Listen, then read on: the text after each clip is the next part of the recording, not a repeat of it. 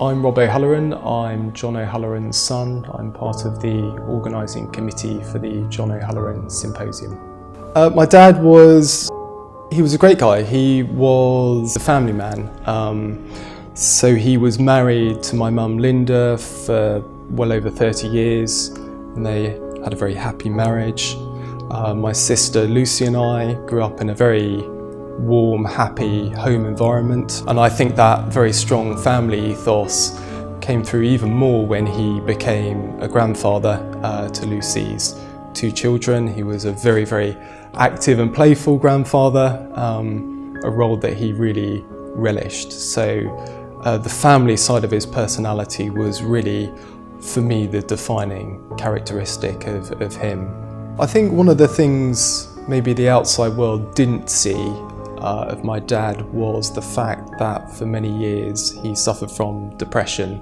There was perhaps a taboo around the subject, and I think he was probably of a generation that just didn't really talk about mental health as an issue. But I don't think he really confronted it or spoke about it as an issue. I think the one thing that did support him over the years was my mum. They had a very strong relationship, and she was someone who was very upbeat, very outgoing, a very, very positive personality. And this seemed to really elevate and lift my dad during some of these difficult periods. I think the thing that really changed for my dad was the very, very sad death of my mum at a very young age. She was just 58. She died from breast cancer, and what changed was that pillar of support, that real bastion for him, someone who kept him going during those difficult periods, elevated him when he was going through a cycle of depression.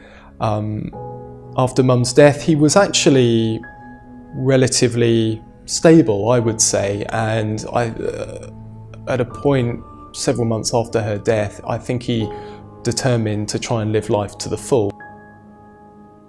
I think, as ever was the case with Dad, he had a slight process of decline into a period of depression, and really what was different this time around was there was no supporting figure in place of my mum to really help him out of that.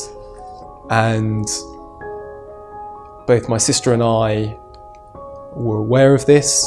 We were extremely concerned about this as we saw his mental state actually decline over a period of time.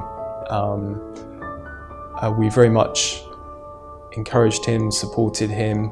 He sought medical help, which I think for a time helped him. But over a number of months, you could see the decline. He was very good at putting a brave face on something, so the way he presented himself was very, very effective. So to friends and wider family, he just seemed to be John, and he had an image of someone who was very strong, who was very independent, who knew his own mind. And actually what I think many people didn't see was the sort of behind the scenes John. To the outside world, it wasn't noticed, it wasn't picked up, which I think made the shock of his suicide even more impactful. I think over the course of a lifetime, he really developed a very public-private personality, and the private personality we saw at times at home, but even then it was quite difficult to reach him when he was going through a period of depression. And I think he probably felt that being honest about these issues, talking about his mental state or talking about depression and giving it a name would somehow reveal or expose him and show weakness.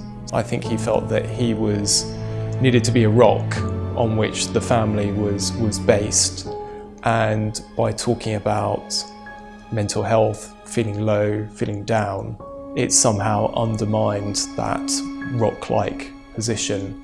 For me, the importance of the symposium working with LionHeart is to achieve some practical and hard and fast outcomes. I think it's great that we can talk about mental health. I think it's important to talk about it as a significant health issue, talk about it as a significant policy issue, but I'm quite a practical person, and it's really good to see some hard and fast practical outcomes achieved, and I think that is really the beauty of the partnership that is now in place between the Symposium and LionHeart.